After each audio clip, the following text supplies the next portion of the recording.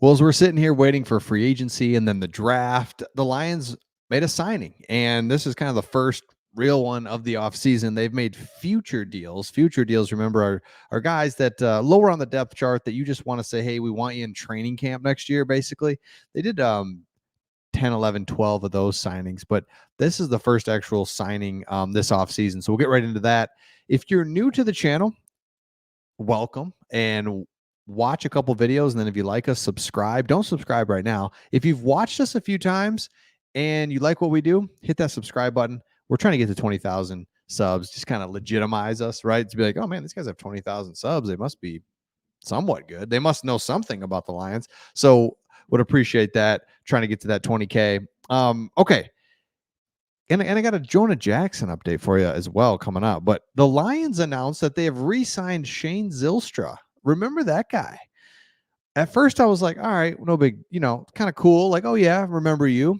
But as we look at this a little bit closer, this is kind of important just because that tight end position, we have an absolute stud in Laporta. We all know that.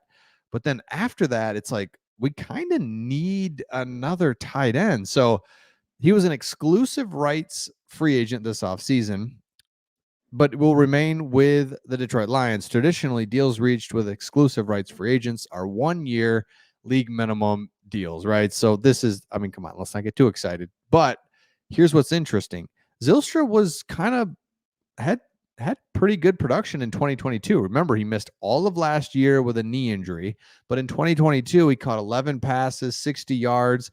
He caught 3 touchdown passes in one game. That was that week 16 loss to the Carolina Panthers. So kind of a weird one. Hey, look, you're in the end zone. You caught 3 touchdowns. Got to hand it to you. But that was that Carolina blowout game. That was just like terrible from the jump. So he has 14 career receptions in 94 yards in 2 NFL seasons. So he got into the league with practice squad of the Vikings. Then after being released, he comes to the Lions. So it's kind of interesting because the Lions are set with Sam Laporta. We know that. However, depth is a concern. Brock Wright is a restricted free agent, and James Mitchell is just like injured one after another. The guy cannot stay healthy. So it's very interesting to see what the Lions do at the tight end position. They almost need to get another free agent. They need to draft again another tight end. Tight end is so important. I think that's what Sam Laporta has taught me. It's hard to find a good tight end, but when you do, man, they're so vital. Brock Wright is even like really good. He's a good backup, but he don't know really what he'll do. I'm sure he'll come back, but then after that, yes, James Mitchell. Are we going to wait around for him? I don't know. So now let's look at one other area. Jonah Jackson. So we looked at Shane Zylstra, first kind of signing, and then you go to Jonah Jackson.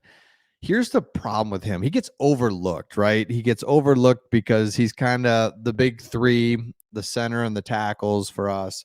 Get out Ragnow. And then actually I can't remember the name. Don't subscribe. I can't remember the names of our players. Panay Sewell, Taylor Decker on the outsides, Ragnow in the middle. Then it's like Jonah Jackson's really good, but he's been injured a little bit the last 2 years. And kind of what's interesting is he wasn't as injured as I thought over the last 2 years. If you look at it, his first 2 seasons, he played every game. I'm like, okay, didn't realize that. And then the last 2 seasons, he missed 3, 4, and then he missed 5, 6 games, 7 games because we played extra playoff games. So he actually missed 5, 6, 7 games last year.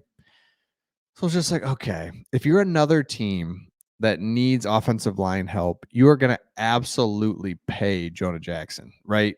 Because unlike the Lions, we have 3 really good offensive linemen, and then you got to go pay a 4th is like, oh man, that's tough. So I just don't see how the Lions can do that, because you look at it here, the Lions have a $19 million cap hit for Taylor Decker. Ooh, spicy.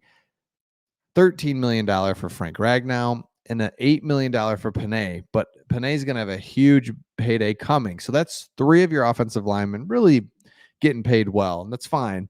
But to have a 4th one would be tough, because they're expecting that Jonah Jackson's going to get $16 million. So you could almost say goodbye to him. And that's okay because you just can't pay everybody. And we know we got St. Brown coming up, Jared Goff, all the rookies that we've had in the second year and third year players that we want to keep around. So it's like, okay, you just can't keep everybody. And Jonah Jackson just feels like we want him. He wants to stay here, but there's teams out there super hungry for offensive line help and they need quick fixes and they want to do it now. Interior offensive line. Here you go, Jonah Jackson, $16 million a year. So Jonah Jackson, I mean, unfortunately, see ya. See you later. He's going to be gone. So that creates that interior offensive line is going to be really a emphasis this offseason. We're looking at corner, we're looking at defensive end, but that's really where we got to focus because Brad Holmes says our team is our offensive line. That's our identity. That's where we're always going to be strong. And I think Brad Holmes has learned that coming here, honestly, is like, wow, this offensive line was pretty much in place. Now he drafted Penei Sewell, but the offensive line was strong when he took over. And it's like, yeah, that's pretty nice. That's nice to have. And I think that's one of the reasons. I mean, look, Brad Holmes deserves all the credit, but that we were able to expedite the rebuild was offensive line was pretty much healthy and in place with really good players. So keep an eye on Brad Holmes, how he's going to work the interior offensive line. Because remember, Frank Ragnow is just an absolute animal. We all love him, but I mean, he is injury. He's just like right on the fringe of being in and or on the injury report or not playing every single game.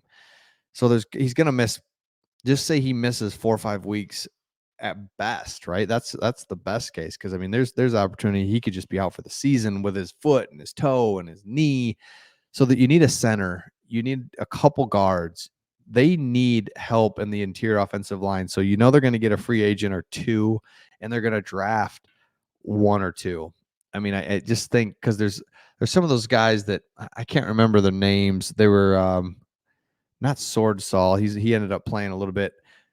Anyway, there's some guys that even Patricia drafted, and the interior offensive line just haven't worked. Now, Jonah Jackson obviously worked, but the other people just didn't quite pan out. And it's like, man, that's tough. So let me know your thoughts in the comments on our offensive line and Shane Zylstra, and let me know also.